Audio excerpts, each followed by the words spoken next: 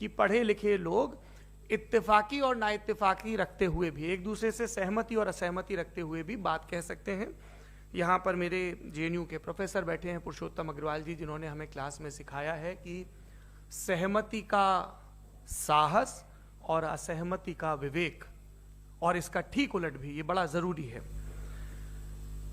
दूसरी बात, ये किसी एक धर्म के बारे में बहस नहीं है, ये बात सबको स्पष्ट होनी चाहिए। किसी धर्म को महान बताने या किसी धर्म को कमतर बताने की ये बहस नहीं है।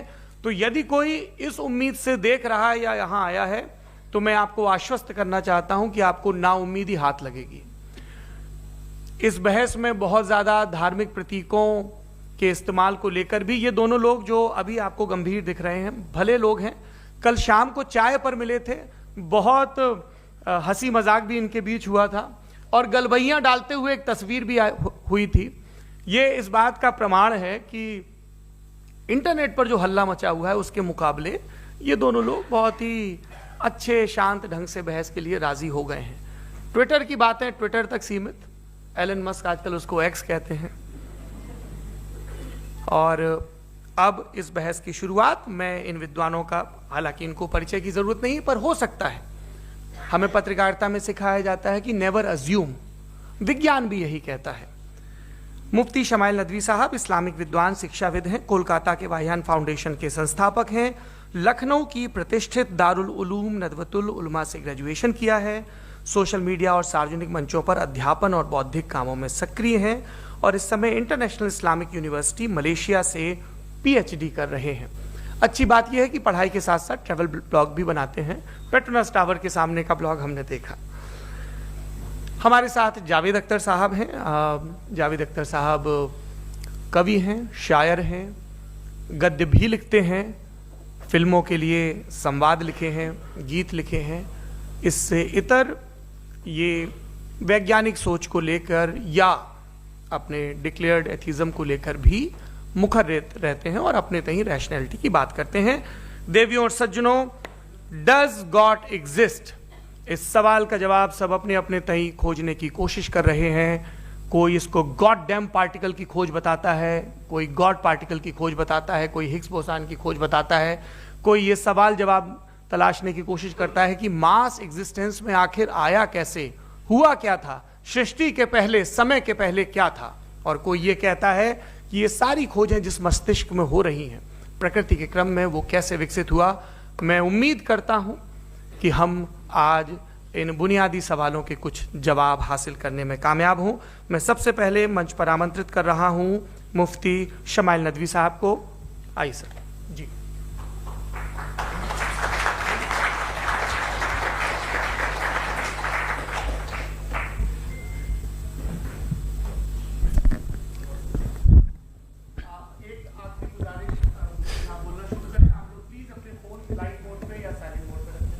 एक बार चेक कर ले, कई बार बेध्यानी हो जाती है।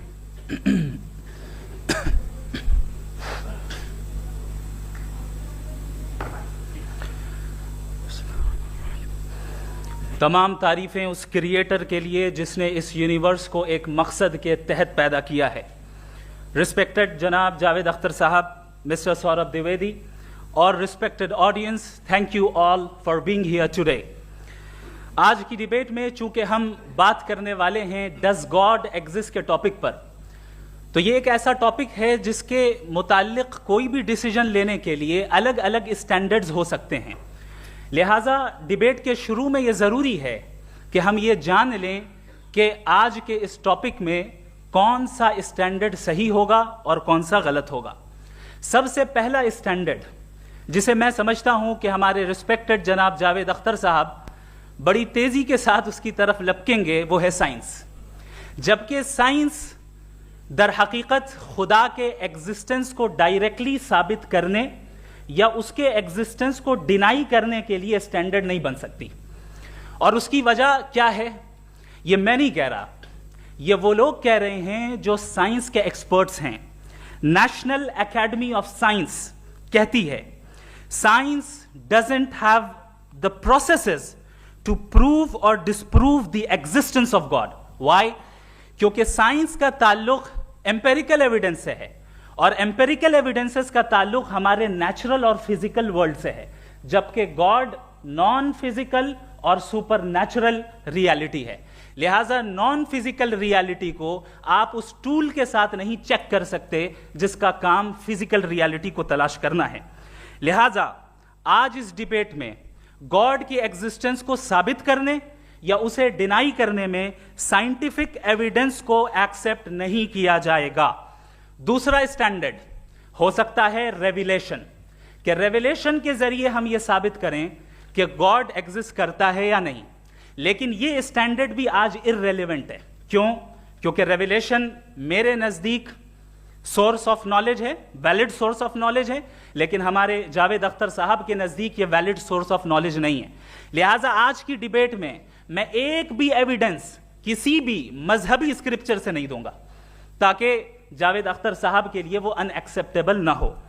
تیسرا جو معیار ہو سکتا ہے وہ ہے آبزرویشن، کہ بھائی کوئی کہے کہ ہمیں خدا دکھاؤ، اگر ہے تو دکھاؤ، یا یہ کہ خدا کے ایگزسٹنس پر ایمپیریکل ایویڈنس دو. تو یہ ہے در حقیقت غلط ٹول کا استعمال کرنا.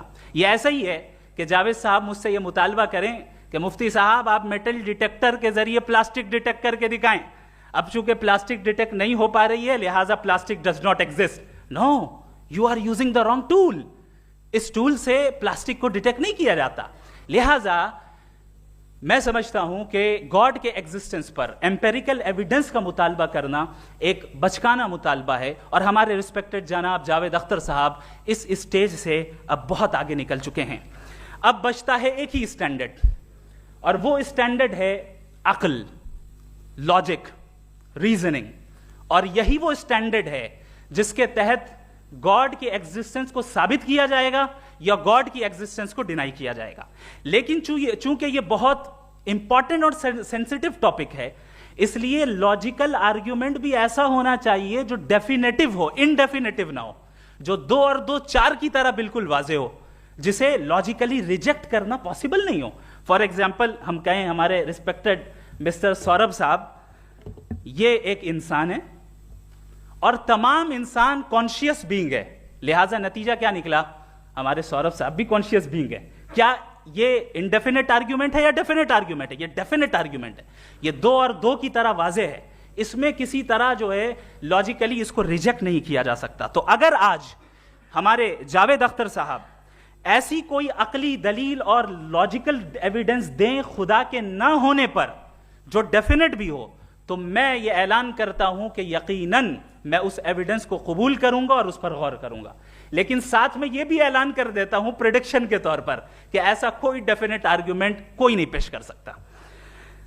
دلیل ہم دیں گے اور ڈیفینیٹو دلیل دیں گے، لاجیکل دلیل دیں گے، ایسی دلیل دیں گے جو انٹائر ایتھیسٹک ورلڈ اسے ریفیوٹ نہیں کر سکتی. چلیں اب ہم ایک ایگزامپل سوچتے ہیں، ایک سینیریو، سمپل سینیریو. تمام آڈینس سے گزارش ہے، ہم اور آپ ایک آئسولیٹڈ آئیلینڈ پر ہیں، ایسا آئیلینڈ جہاں پہ ہم سے پہلے کوئی کبھی نہیں گیا. چلتے چلتے آپ کے سامنے اچانک آپ نے دیکھا ایک پنک کلر کی بال پڑی ہوئی ہے. سب سے پہلا سوال آپ کے ذہن میں کیا آئے گا کہ یہ بال یہاں کیوں آئی، کیسے آئی، یہ پنک کلر کی ہی کیوں ہے؟ کوئی اور کلر بھی ہو سکتا تھا. یہ اسی شیپ میں کیوں ہے؟ کوئی اور شیپ بھی ہو سکتا تھا. نیچرلی آپ اس طرف پہنچیں گے کہ کوئی نہ کوئی ہے جس نے ان اسپیسیفک پراپرٹیز کے ساتھ اس بال کو بنایا ہے اور یہاں پہ رکھا ہے. چونکہ آپ جانتے ہیں کہ یہ جو بال ہے اس کا ایگزسٹ کرنا ضروری نہیں ہے. یہ ایگزسٹ کر بھی سکتی تھی، نہیں بھی کر سکتی تھی، اور ایگزسٹ کرنا ہی تھا تو کسی اور فارم میں کرتی، کسی اور کلر میں کرتی. اب آپ اس بال کو ایکسپینڈ کرتے چلے جائیں، ایکسپینڈ کرتے چلے جائیں، ایکسپینڈ کرتے چلے جائیں، یہاں تک کہ یہ بال یونیورس کے سائز کی ہو جائے. بتائیے کہ کیا سائز کے بڑھ جانے سے سوال بدل جائے گا؟ ہرگز نہیں بدلے گا. ابھی بھی سوال رہے گا یہ یونیورس کہاں سے آیا، ان اسپیسیفک پراپرٹیز کے ساتھ کہاں سے آیا، کیوں آیا، کس نے بنایا. یہ سوال اس وقت بھی ویلڈ رہے گا. لیکن یہ سوال اگر ہم جناب جاوید اختر صاحب سے کریں تو چونکہ ان کا ورلڈ ویو ایتھیسٹک ہے، اور صرف ان کا نہیں، مطلب جتنے بھی ایتھیسٹ ہیں اور ایتھیسٹک ورلڈ ویو کو رکھنے والے سے اگر آپ یہ سوال کریں کہ یہ یونیورس کہاں سے آیا، تو ان کا جواب یا تو آرگیومنٹ فرام اگنورینس ہوگا یا ڈوگمیٹک ہوگا. یا تو یہ کہیں گے کہ مجھے نہیں پتا کہ یہ کہاں سے آیا لہٰذا گاڈ ڈز ناٹ ایگزسٹ، یہ آرگیومنٹ فرام اگنورینس ہے. یا یہ کہیں گے کہ یہ یونیورس خود بخود بن گیا، اس کا مطلب یہ ہے کہ اس بال کو بھی خود بخود بن جانا چاہیے، لیکن بال کے تعلق سے یہ ایکسپلینیشن ایکسیپٹ نہیں کی جائے گی کہ یہ خود بخود بن گئی، لیکن یونیورس کے تعلق سے کر دیا جائے گا. اسے ہم دوسرے الفاظ میں ڈوگما بھی کہہ سکتے ہیں. دوسری چیز، ہمارے جاوید اختر صاحب ضرور گاڈ آف گیپس کی مثال بھی ضرور دیں گے، اور مثال دیں گے کہ پہلے زمانے میں بجلیاں کڑکتی تھی تو لوگوں نے کسی ایک خدا کی طرف، اور بارش ہوتی تھی تو دوسرے خدا کی طرف منسوب کر دیا، ان کے پاس دلیل نہیں تھی. یہ ہمارا ورلڈ ویو ہے ہی نہیں، یہ ہمارا ورلڈ ویو ہے ہی نہیں، کیونکہ نیچرل فینومینا کے پروسیس کی انٹرپریٹیشن کو جان لینے سے یہ کہاں سے ثابت ہو گیا کہ گاڈ ایگزسٹ نہیں کرتا ہے. اس پر میں انشاءاللہ ابھی آگے بات کروں گا. آپ حضرات یہ بھی دیکھیں گے، اور میں یہ ایکسپیکٹ کرتا ہوں کہ ہمارے رسپیکٹڈ جناب جاوید اختر صاحب ضرور ایموشنل آرگیومنٹس بھی دیں گے، جو کہ ایک لاجیکل فیلیسی ہے جب بات آتی ہے ٹروتھ کو ڈیسائیڈ کرنے میں. کیوں؟ مثال کے طور پر وہ کہیں گے کہ اگر گاڈ ہے تو ایول کیوں ایگزسٹ کرتا ہے، جبکہ میں کہتا ہوں ایول کا ایگزسٹ کرنا گاڈ کے ایگزسٹ کرنے کی دلیل ہے، اس کے خلاف نہیں ہے.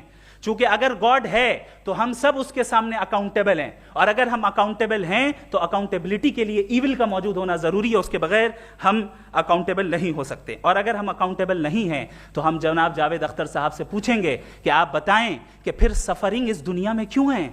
اگر خدا نہیں ہے تو سفرنگ کیوں ہیں؟ اور ان لوگوں کے جذبے کا کیا جن کے اندر سفرنگ کے بعد انتقام لینے کا جذبہ پایا جاتا ہے اور وہ اس دنیا سے ایسے ہی چلے گئے؟ کیا ان کی ساری تکلیفیں بیکار چلی جائیں گی؟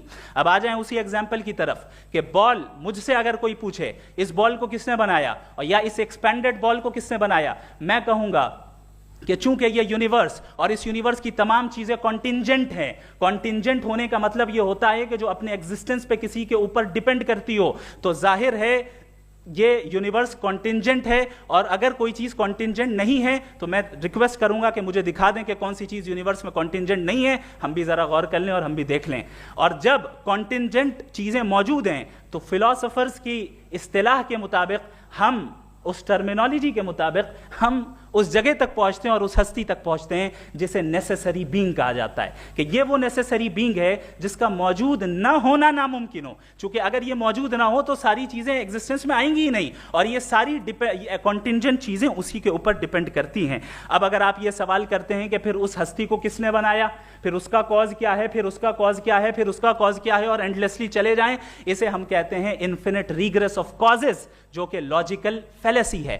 کانسیپچولی انفینٹی پاسبل ہے. مثال کے طور پہ نیومیریکلز 1 2 3 گنتے چلے جائیں، انفینٹ نمبرز ہیں. میں کانسیپچولی بات نہیں کر رہا، پریکٹیکلی ریالٹی میں ثابت کر کے دکھائیں کہ infinite regress of causes possible ہیں یا نہیں. اگر پاسبل ہیں تو ہم مان لیں گے، مثال دے دیں، اور پاسبل نہیں ہے تو ایک ہی آپشن بچتا ہے جسے ہم کہتے ہیں نیسیسری بینگ. ایسی نیسیسری بینگ جو انڈیپینڈنٹ ہے، چونکہ اگر وہ ڈیپینڈنٹ ہوئی تو وہ نیسیسری نہیں رہے گی. ایسی انڈیپینڈنٹ بینگ جو اٹرنل ہے، اگر وہ اٹرنل نہیں ہوگی، اس کی بگننگ ہوگی تو وہ خود کانٹینجنٹ ہے. ایسی بینگ جو پاورفل ہے، کیونکہ کانٹینجنٹ کو ایکچوالائز کرنے کے لیے پاور چاہیے. ایسی بینگ جو انٹیلیجنٹ ہے اور نالجبل ہے، کیونکہ یہ یونیورس اسپیسیفک فارم اور اسپیسیفک لاز آف نیچر کے تحت پریسائزلی چل رہا ہے. Thank you. تھینک یو مفتی صاحب. میں ان دلیلوں کے بعد جاوید اختر صاحب سے گزارش کروں گا، آپ بیٹھ کے بولنا چاہیں گے یا وہاں؟ جی.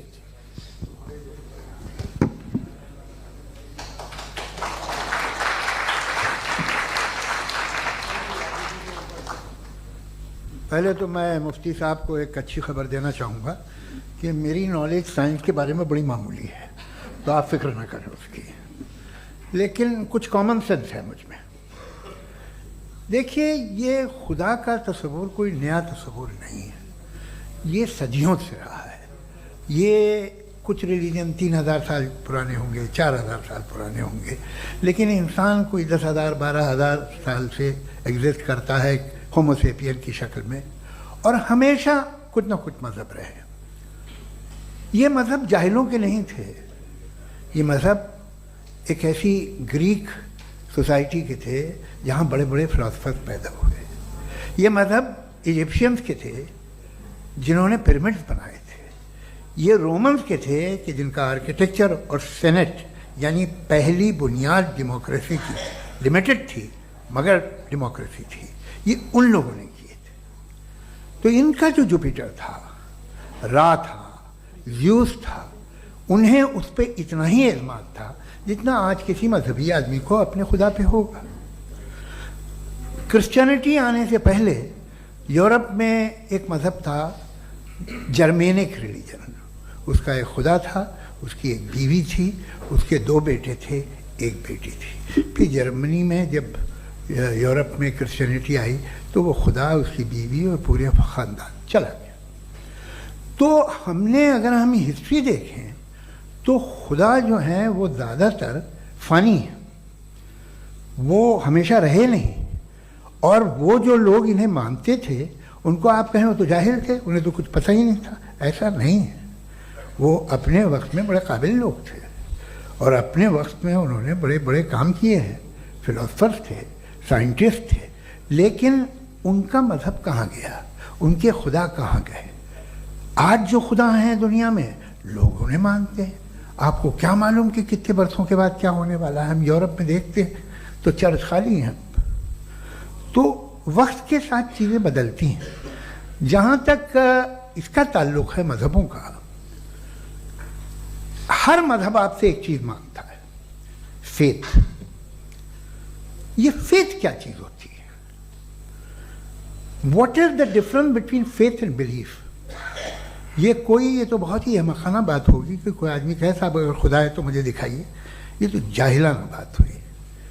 میں نے تو نارتھ پول نہیں دیکھا ہے، مگر میں مانتا ہوں کہ نارتھ پول ہے۔ میں کیوں مانتا ہوں؟ اس لیے کہ اگر یہ دنیا راؤنڈ ہے تو اس کا کوئی ٹاپ ہوگا۔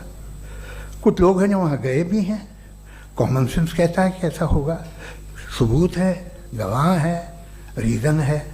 تو یہ میرا فیتھ نہیں ہے۔ تو فیتھ میں اور بلیف میں ڈفرنس کیا ہے؟ جو مذہب مانگتا ہے آپ سے، ہر مذہب فیتھ مانگتا ہے۔ فیتھ کا مطلب یہ ہے کہ نہ کوئی گواہ ہو، نہ کوئی ثبوت ہو، نہ کوئی ریشنل ہو، نہ کوئی لاجک ہو، نہ کوئی پروف ہو، مگر تم ایک بات کو مانو۔ یہ ہے فیتھ۔ ورنہ بلیف ہوتا، اگر اس میں کچھ بھی ثبوت ہوتے، گواہ ہوتے، تو پھر اسے آپ بلیف کہتے۔ جیسے میرا بلیف ہے کہ نارتھ پول ہے، میرا فیتھ تھوڑی ہے۔ فیتھ ان تمام شرطوں کو رد کرتا ہے۔